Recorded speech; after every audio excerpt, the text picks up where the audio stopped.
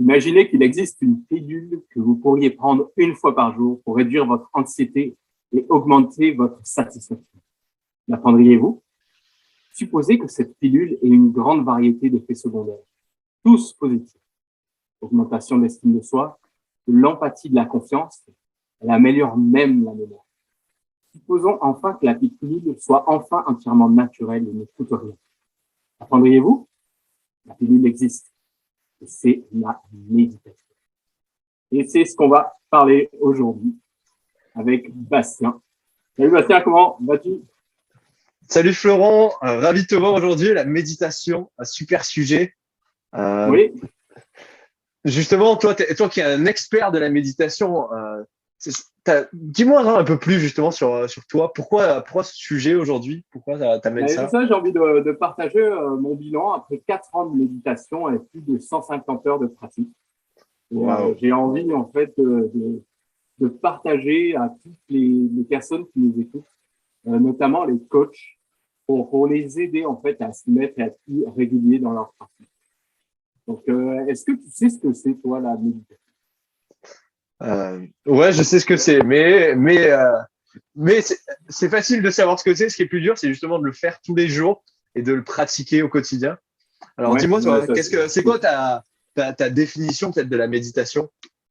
mais pour moi, la méditation, c'est aussi simple que de porter en fait son attention sur le moment présent Hmm. et plus particulièrement sur sa respiration ou ses sens, sans jugement, tout en accueillant et en acceptant l'expérience qui se présente à nous. En fait, on fait cette pratique sans y attendre aucun résultat.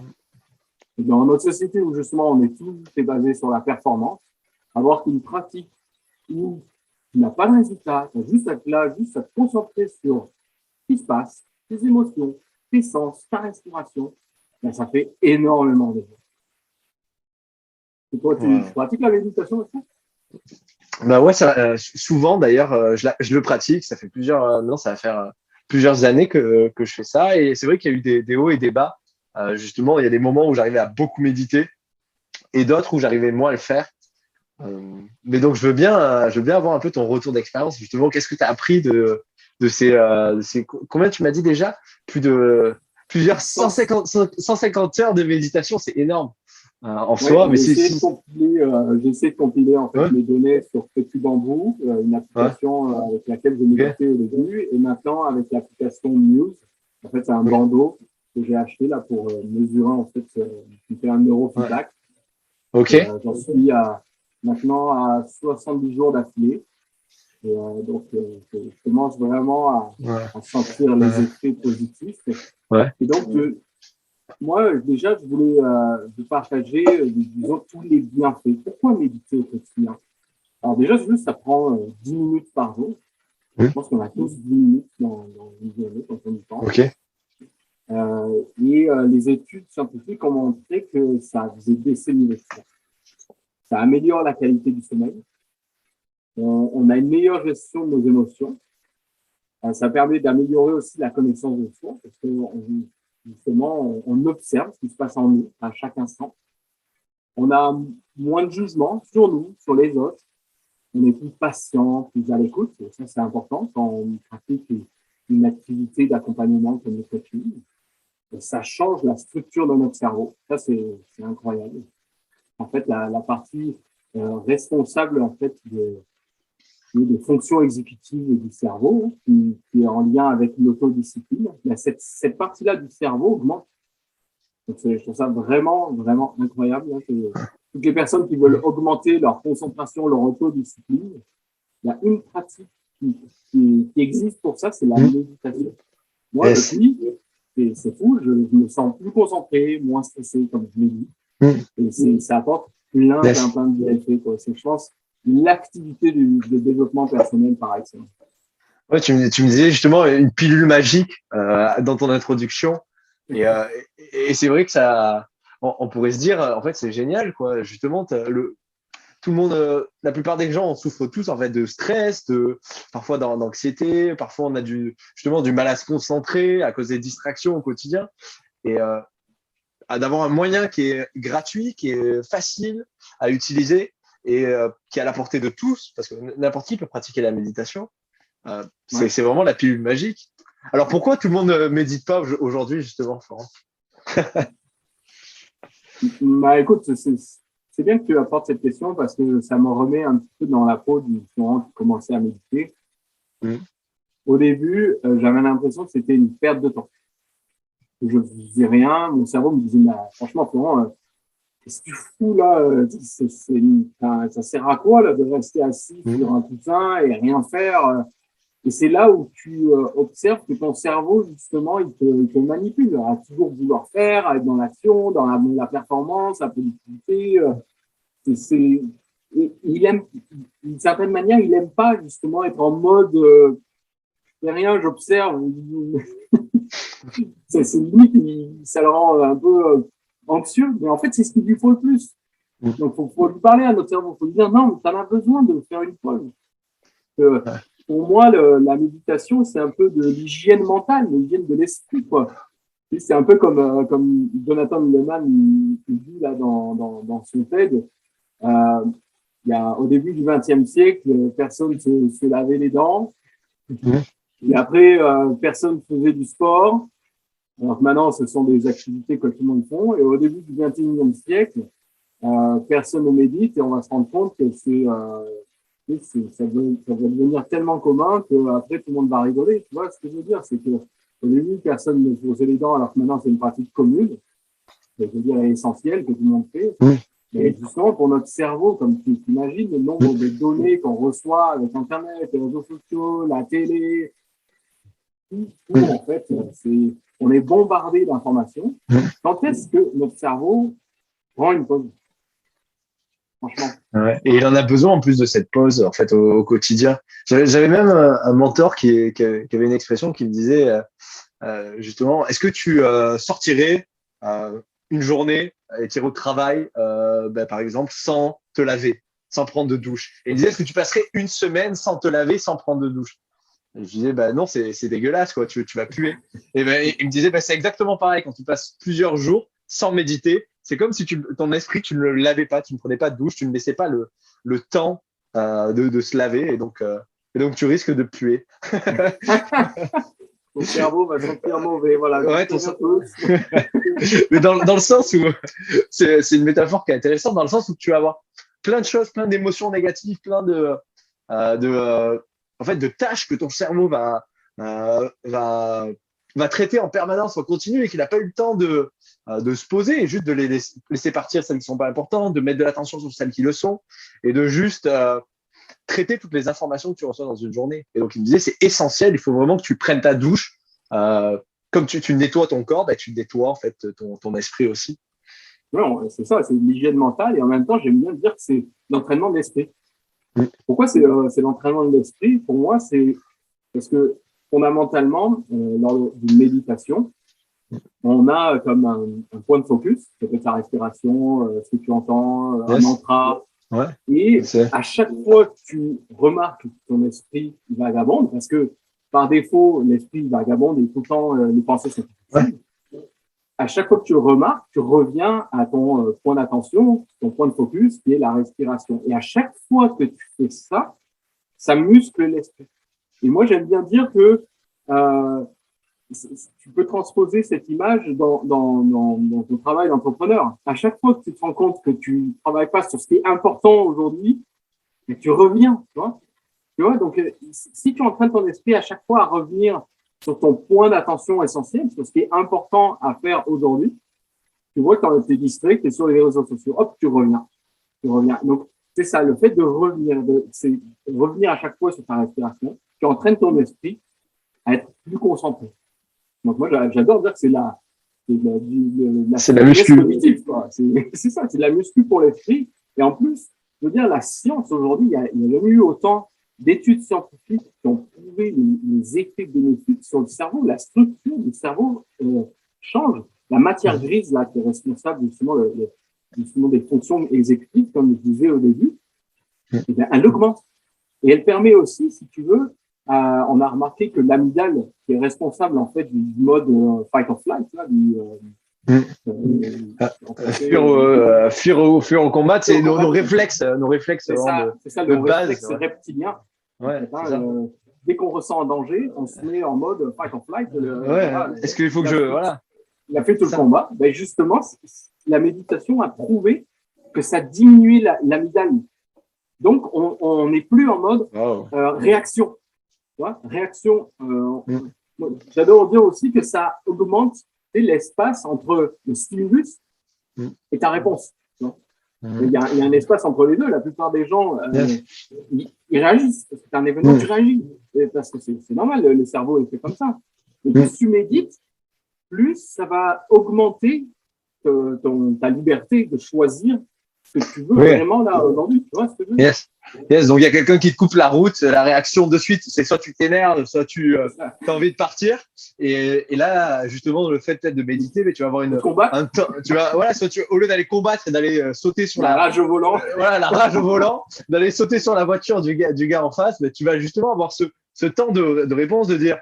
Ce temps-là d'appréhension et de dire ok, c'est pas grave, la personne elle m'a coupé la route, j'ai eu peur, mais c'est ok. Et tu vas avoir ce temps de ce contrôle en fait sur toi où tu vas pas être juste en réponse, en réaction, hurler, et où tu perds le contrôle et où tu deviens une version de toi-même qui est pas du tout idéale en fait. Exact. C'est vrai que ça me fait penser au deuxième épisode qu'on a tourné ensemble sur la méthode RAIN. Donc, c'est une méthode basée justement sur la pleine conscience. Et plus tu médites, plus ça va être facile pour toi d'appliquer cette méthode. Je rappelle, c'est de reconnaître les émotions, de les accepter, d'investiguer pourquoi on a une émotion et de ne pas s'identifier à l'émotion. Plus tu vas méditer, plus tu vas être capable de reconnaître ce qui se passe en toi, sans juger. Parce que la plupart du temps, on a des émotions désagréables, négatives, on se juge. Voilà, j'ai honte. Non, c'est pas grave. Donc, c'est ça que j'aime aussi, la philosophie de la pleine conscience, c'est que ça nous apprend à nous accepter tels qu'on est. Et les émotions, c'est comme une météo intérieure. Hop, on a des émotions, on accepte. Et on lâche prise, en fait, sur les émotions. C'est une météo qui passe. C'est solaire. Elle passe, de toute façon, ça va passer. Donc voilà. Et est-ce que justement on est obligé de méditer, une question qui revient beaucoup, c'est est-ce qu'on est obligé de méditer beaucoup chaque jour? Est-ce qu'il faut méditer 10 minutes, 20 minutes? Combien de temps en fait je médite si je veux commencer? Est-ce que c'est C'est une bonne question. Pour moi, parce que souvent les gens souvent les gens ils me disent, tu vois, je veux méditer et je sais pas comment commencer. Et est-ce que je dois le faire tous les jours? Est-ce que je dois le faire un peu de temps en temps? Comment je m'organise en fait pour méditer? Il y a plusieurs questions, Bastien. On va commencer par laquelle ce serait à la limite, est-ce que je dois méditer 10 minutes par jour? Non, dans le sens où ça me fait penser au livre Atomic Habits en ce moment que je lis. Souvent, les personnes qui veulent mettre en place de nouvelles habitudes, ils s'en donnent trop. Le but, c'est vaut mieux faire un petit peu tous les jours que de s'en donner, comme par exemple de pouvoir appliquer la méditation 20 minutes par jour. Je m'explique. Si tu souhaites méditer, ben commence par une minute. Une minute. Tous les jours, une minute. Et arrête-toi. Hein? Et du coup, ça va te donner l'habitude. Parce que si tu souhaites prendre l'habitude, il faut te conditionner tous les jours, par exemple, après ton premier café, hop, de méditer. Mais juste une minute pour te créer l'habitude. Et après, tu augmentes, une minute 30, une minute. Et c'est ça le but. Le but, c'est de ne pas t'en donner trop. Parce que si tu commences par 10 minutes et que tu trouves ça long dur, tu vas pas forcément recommencer. Parce que le but, c'est, quand tu mets en place une nouvelle habitude, c'est de la rendre facile. Facile, une minute au début. Donc, une minute, je sais pas, pendant un mois, tu dis que tu médites 2 minutes. Et c'est après que tu vas augmenter, que tu vas optimiser, etc. Et que tu vas augmenter la difficulté. Mais tu auras l'habitude. Donc, ça sera beaucoup plus facile pour toi, tu vois. Donc, c'est sûr que pour avoir des résultats sur le long terme, il faut pratiquer 10 minutes par jour. Mais si ton but, c'est d'avoir une habitude saine de méditation, fais juste une minute au début. Ok. 3 minutes, tu vois. Ouais, c'est justement ce qu'on en avait discuté avec une cliente et elle avait réussi à commencer au début qui n'arrivait pas. Et je me rappelle maintenant, elle m'avait dit justement qu'elle avait commencé à faire petit à petit en fait. Et chaque jour, elle augmentait un petit peu la durée. Et c'est un peu c'est un peu le même principe que j'ai fait moi avec les douches froides. de la méthode Wim Hof. Peut-être qu'on fera un épisode d'ailleurs dessus, sur le fait de prendre des douches froides et de glacer pour se conditionner à sortir de sa zone de confort un peu. Et aussi, ça fait énormément de bien à tout ton système immunitaire. Et c'est pareil, en fait, ce qu'il recommande, si un jour vous voulez essayer de prendre des douches froides, c'est pareil, c'est de commencer vous prenez une douche chaude et vous mettez 15 secondes à la fin, même pas de froid. Vous mettez le froid à 10 ou 15 secondes sur vous. Et après, au bout d'une semaine, vous allez passer à 20 secondes, puis 30 secondes, puis 40 secondes. Et à la fin, vous pouvez prendre toute votre douche glacée et vous êtes habitué. On en parlera une prochaine fois, mais du coup, je faisais un parallèle par rapport à ça. C'est excellent parce que j'adore les douches froides, mais une autre variable aussi, c'est la température. Tu peux au début juste baisser un peu, le lendemain un peu plus, ça tout dépend comment fonctionne ta douche, mais tu vois, d'y aller aussi progressivement là-dessus, tu vois. Tu n'es pas obligé de prendre ta douche glacée dès la première fois, tu vois. Donc, c'est commencer petit à petit et de manière incrémentale. Le tout, c'est de se conditionner à prendre l'habitude. C'est comme ça que je me suis retrouvé l'hiver dernier à aller dans de l'eau à 2 degrés et aller avec ma copine à l'entraîner dans cette folie. Et on est resté plusieurs minutes dans l'eau quasiment gelée au milieu de la neige. Et c'était excellent. C'est un malade, mais c'est génial. Je t'amènerai faire ça, tu verras. Et on se boira un bon café chaud. Un bon café chaud après. Il fait assez froid au Québec en ce moment. Je crois que j'ai pas besoin d'aller dans l'eau glacée. Merci. Et, du coup, pour revenir à notre sujet, j'avais juste envie de partager un petit peu comme 5 apprentissages par rapport à justement ma pratique. Là, ça fait 4 ans que je médite et j'ai plus de 150 heures à mon actif. Et la première chose que je voulais partager, c'est que j'ai remarqué finalement, c'est un peu à travers mon parcours, ce que j'ai remarqué, c'est que nos pensées, finalement, sont automatiques et compulsives. Et j'aime bien donner l'analogie de nos pensées, c'est un peu comme un volcan. Okay, le cerveau, c'est le volcan, et les pensées, c'est les éruptions. C'est compulsif, ça. Et finalement, elles sont automatiques dans le sens où elles sont à 90%, je dirais plus, les mêmes que la veille. Tu as remarqué, on a tout le temps les mêmes pensées. Qui reviennent. Mais après, on se demande pourquoi on a toujours les mêmes pensées. Mais déjà, de remarquer, d'observer, prendre le temps pendant 10 minutes par jour, c'est quoi mes pensées? C'est dur, hein. Moi, l'autre fois, j'ai fait une méditation, justement, je me suis donné comme objectif de dire, OK, là, j'observe que je suis en train de penser à demain. Là, j'observe que, non, reviens au moment présent, t'es resté. Mais j'avais comme un radar de pensée, quoi. Je regardais toutes les pensées. Ah, j'observe que là, je suis en train de faire mon résumé de livre que j'ai envie de faire. Là, maintenant, alors, c'est pas le moment. Tu vois, le cerveau, c'est terrible. C'est terrible, mais c'est comme ça qu'il est fait. On ne peut pas s'arrêter de penser. Tu vois. Donc, ça, c'était une de mes premières observations par rapport à la méditation. Donc de pas commencer à se dire ne pense à rien, ne pense à rien, ne pense à rien, surtout ne pense à rien.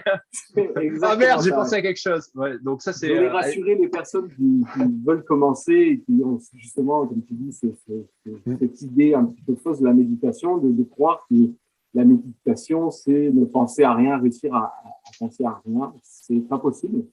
Puisque notre cerveau est une machine à créer des pensées de manière automatique et compulsive, même la nuit, tout ça. Donc, on accepte.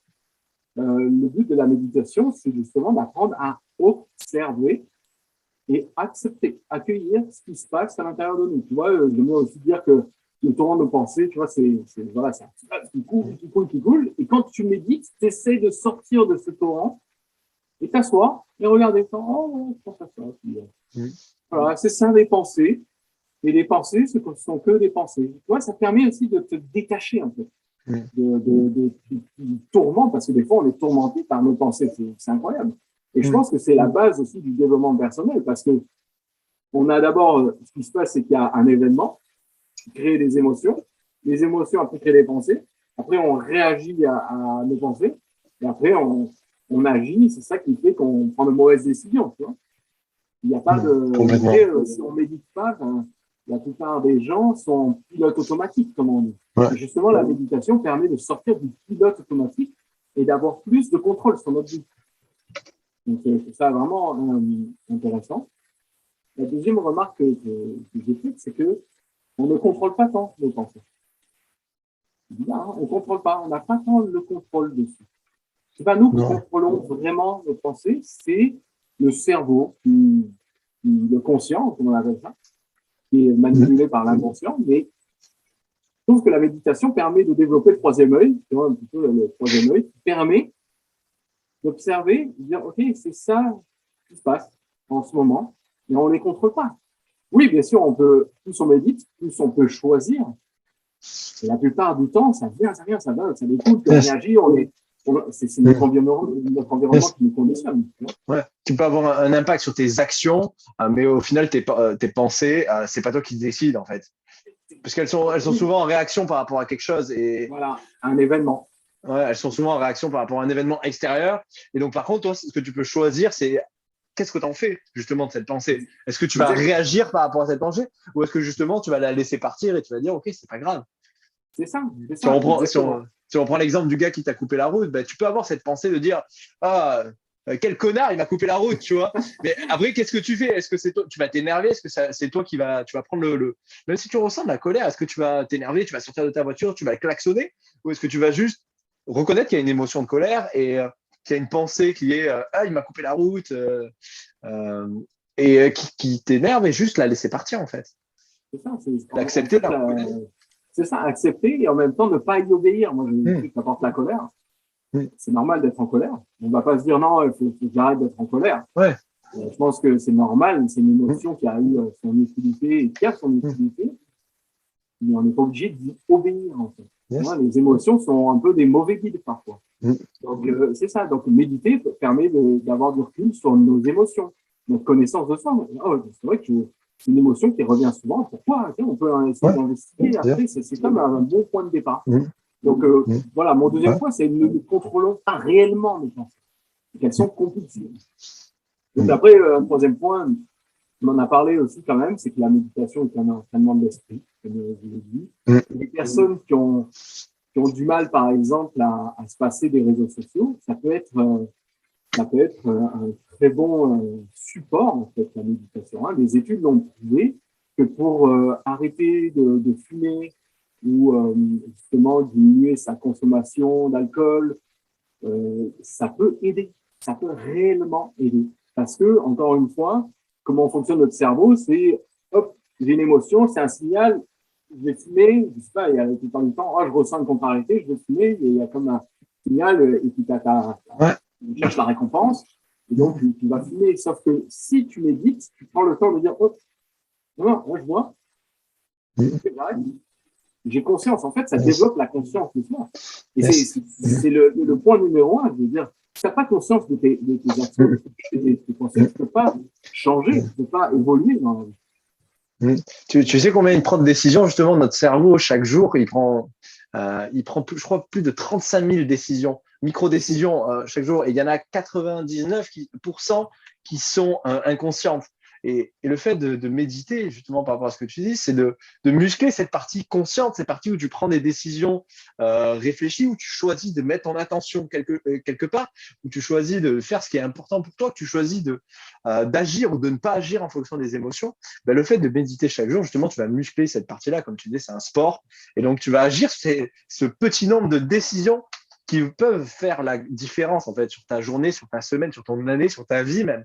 Il suffit juste d'une décision qui peut changer en fait toute la trajectoire de ta vie. Ouais, c'est beau ce que tu dis. Donc on pourrait dire aussi, tu es à une méditation de changer ta vie, quoi. Oui, c'est ça. Et c'est vraiment important de se dire que c'est comme une pratique. Et ceux qui veulent commencer, qui conseillent, n'attendez pas de résultats. On ne peut pas mal méditer. Parce que notre cerveau est tout le temps, enfin, on est dans une société, on est dans la performance, on veut du résultat tout le temps. Non, mais là, j'ai mal médité, j'ai pas été concentré. Non, ça marche pas comme ça. C'est le tout, c'est de le faire. En fait, il n'y a pas de mauvaise méditation. Le tout, c'est de donner du repos aussi à son esprit. On reste là, et ça permet un petit peu comme une boule là, de neige qui se secoue. Hop, on la pose, on redescend. On remarque aussi que souvent, les pensées sont que des pensées. Les pensées sont que des pensées. Et ça permet aussi de voir des pensées comme un peu des savons. Là. On les observe. Elles s'en vont.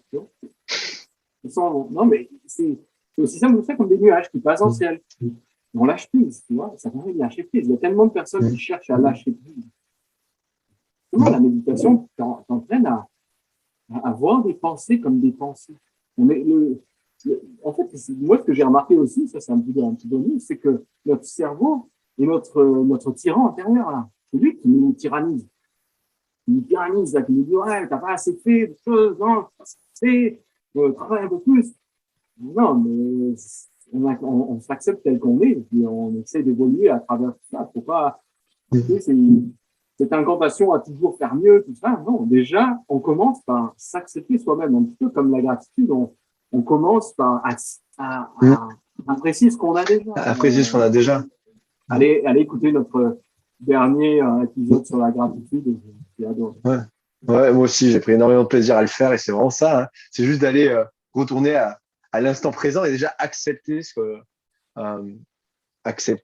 qu'on a et ce qu'on est déjà aujourd'hui. Et c'est aussi une pratique qu'on peut faire en méditant, pratiquer la gratitude. La méditation peut être vraiment un outil pour le pratiquer au quotidien. Exact. Et puis, c'est vrai qu'on parle de développement personnel beaucoup dans ce podcast. Et moi, on dit développement personnel, mais c'est pour soi. Mais je trouve que la méditation aussi, c'est aussi pour les autres. Quand on le fait, c'est pour les autres. Pourquoi?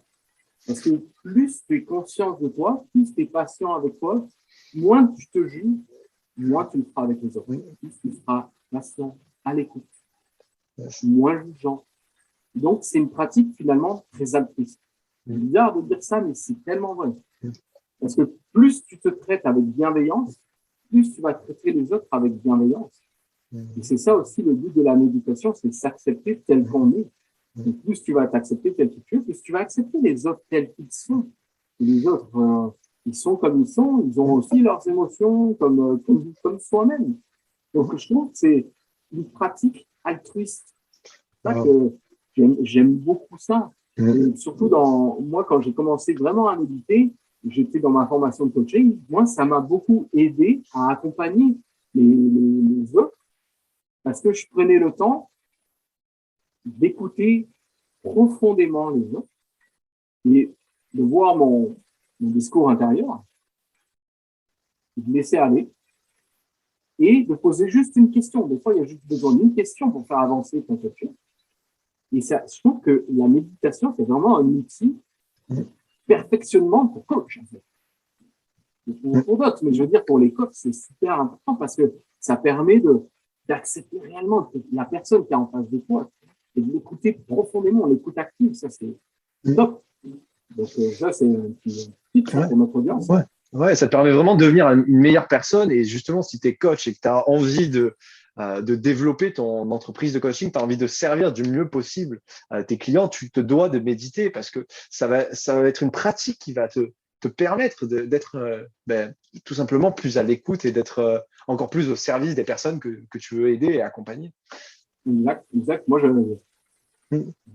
en fait, c'est devenu une habitude. Mais bon, comme je l'ai dit, il y a d'autres bénéfices. Hein. Ça améliore aussi la qualité de notre sommeil.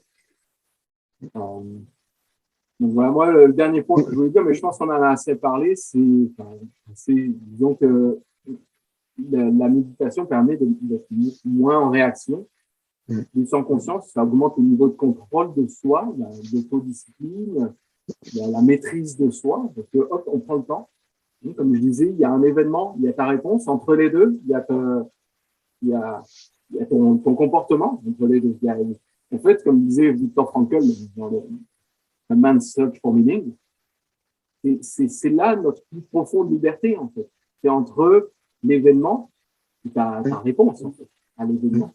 Entre les deux, il y a le choix. Le choix que tu fais là, de comment tu veux répondre à l'événement. Et ça, la plupart des gens sont en réaction, sont en réaction directe. Ils ne prennent pas le temps de décider consciemment comment ils veulent réagir. Et c'est là où réside notre plus profonde liberté. Je trouve ça vraiment inspirant. Viktor Frankl, qui était un déporté nazi, déporté nazi, tu vois, et qui, lui, a décidé, pendant dans les camps de concentration, à mettre, en fait,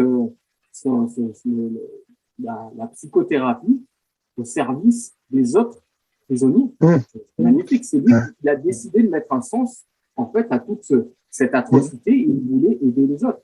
Et c'est comme ça que lui, il a développé cette résilience. Tu vois. C'est incroyable. Et il a même réussi à expérimenter la joie en plein milieu d'Auschwitz pour dire que c'est quelqu'un qui a été en camp de concentration et moi j'avais lu son histoire et qui disait j'arrive à ressentir la joie. Et le gars était au milieu, il y avait des personnes d'atrocité, il voyait des gens mourir tous les jours et il arrivait à ressentir la joie parce qu'il avait développé un tel contrôle de lui-même, de justement sa réaction, et il n'était plus en réaction en fait. Il décidait de contrôler en fait son esprit et comment il allait agir. Il disait tout ce que vous faites, ça ne peut pas m'atteindre. Et vous pouvez me faire ce que vous voulez, ça ne peut pas m'atteindre. Il était au service des autres. Il était au service des autres. C'était son pourquoi. En fait, il mettait du sens à sa souffrance, à toute la souffrance. Et je pense que quand tu vois sa situation qui est extrême, nous, à côté, tu vois, c'est pour ça que c'est autant inspirant. À côté, je veux dire, c'est notre vie, c'est du luxe, tu vois. Donc, et vraiment, ce qu'on en retient de tout ça, c'est que de mettre du sens à notre souffrance, c'est ça qui nous fait avancer dans notre vie. Bref, on ne va pas rentrer dans cette philosophie du sens, mais mon point, c'était juste pour dire que ça agrandit l'espace, vraiment de notre liberté, de notre contrôle du choix qu'on peut faire, qu'on veut vraiment. Tu vois, qu'est-ce que tu veux vraiment? Ça donne plus du contrôle dans ta vie, en fait, de méditer. Donc pour tous les coachs qui cherchent de la liberté aujourd'hui, pour tous ceux qui veulent être plus libres et qui ont ce besoin, même les entrepreneurs qui se lancent et qui veulent être libres au quotidien, qui ont besoin de ce sentiment de contrôle sur leur vie et de sentir maîtrise de soi. Ouais, la méditation, c'est une des premières marches vers cette liberté, parce que c'est la liberté intérieure. Wow. Et pour ceux qui ne savent pas par où commencer, moi, j'ai commencé par l'application Petit Bambou. Ils offrent des méditations gratuites. Évidemment, il y en a sur YouTube. Une autre application, c'est Headspace ou Calm. Je ne sais pas si toi, tu en connais d'autres. Ouais, moi, j'utilise Headspace, c'est vrai, et que c'est super. Moi, je trouve ça vraiment génial, Headspace. Vous avez des méditations pour tout, que ce soit pour le soir, pour dormir, le matin pour se réveiller. Si tu as des moments où tu es stressé, ils ont vraiment quelque chose qui est… c'est en anglais. Je ne sais pas s'il y a une version française aujourd'hui qui est sur Headspace, mais en tout cas, ils ont… maintenant est en français. Ok. Ils ont fait une super série d'ailleurs sur Netflix aussi, où si vous voulez vous initier à la méditation, c'est encore un moyen de le faire. C'est une série justement de Headspace, l'application qui met en scène des personnages, des histoires, et que vous pouvez suivre tout en méditant. Et ça peut être une très bonne introduction à la méditation, de faire quelque chose de guidé en fait. Vous n'êtes pas obligé de vous poser une demi-heure tout seul avec de la musique. Vous pouvez faire une méditation guidée. Moi, c'est ce que je recommande d'ailleurs pour commencer. Ça peut être plus facile d'avoir quelqu'un qui te guide vis-à-vis de ta respiration. Oui, tout à fait. Moi, pour terminer, pour ceux qui ont un niveau un peu plus avancé, moi, j'ai acheté le bandeau Muse, un bandeau que je me mets qui permet justement de lire mon activité cérébrale. Donc, il y a comme un neurofeedback, c'est-à-dire qu'il me dit quand est-ce que je suis concentré, ou il voit que je suis plus concentré sur ma respiration, hop, ça revient et ça me donne un signal, et ça m'aide beaucoup à muscler aussi ma concentration.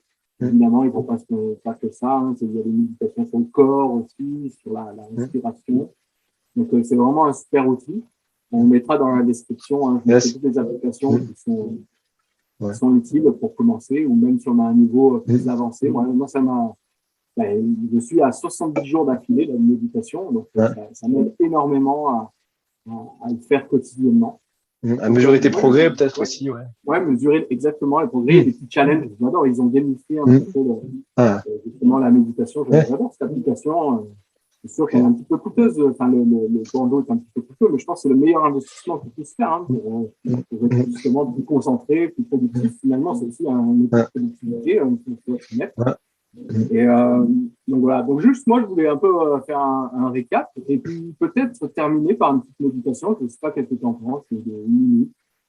Avec plaisir. Les personnes qui sont avec nous pour commencer. Donc, moi, mon petit récap, là, justement, mon bilan personnel, comme je l'ai dit, c'est que nos pensées sont automatiques et compulsives. On ne peut pas arrêter son cerveau de penser. Donc, si vous commencez la méditation, dites-vous que c'est normal que vous n'y arrivez pas entre guillemets. Et laissez-vous porter et essayez de juste respirer en conscience. C'est le premier point. La deuxième chose, c'est que j'ai remarqué qu'on ne contrôlait pas réellement nos pensées. C'est juste apprendre à les observer.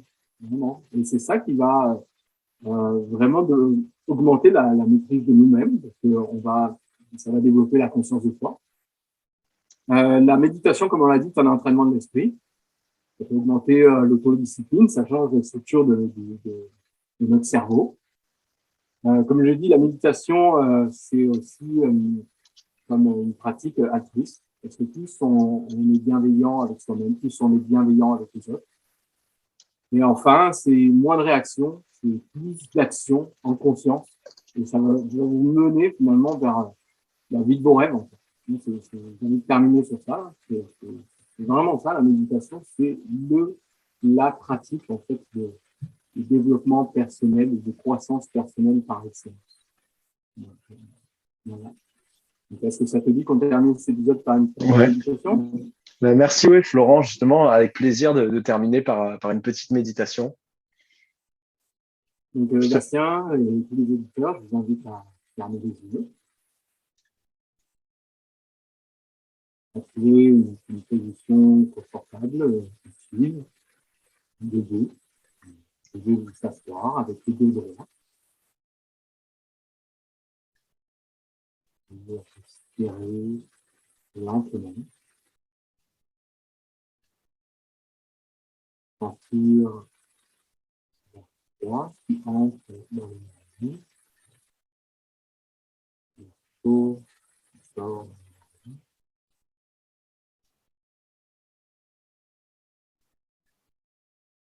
Prendre le temps d'observer le va-et-vient de la respiration.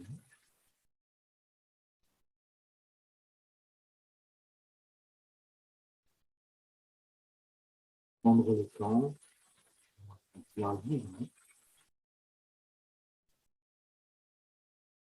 De dire merci à votre corps de s'installer, d'être présent, d'être calme. Prenez le temps de ralentir la respiration.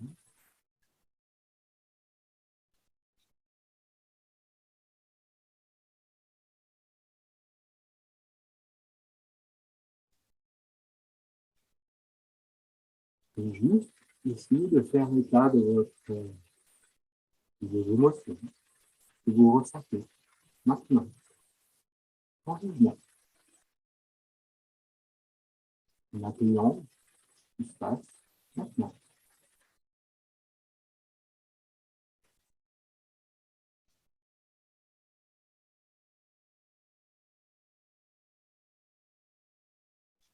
Et lorsque vous serez prêt, vous pourrez tranquillement ouvrir les yeux, revenir à l'espace tous les jours, et sourire. Et vous remercier d'avoir pris le temps de faire cette petite méditation. Votre cerveau en sera très reconnaissant. Merci, Florent.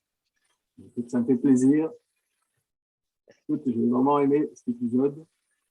Moi aussi. Et c'était vraiment un super épisode. Et dites-nous si vous voulez une suite par rapport à cet épisode, si ça vous intéresse d'en avoir un autre, peut-être, pour avoir une pratique peut-être plus profonde de la méditation, pour ceux qui sont un peu plus avancés.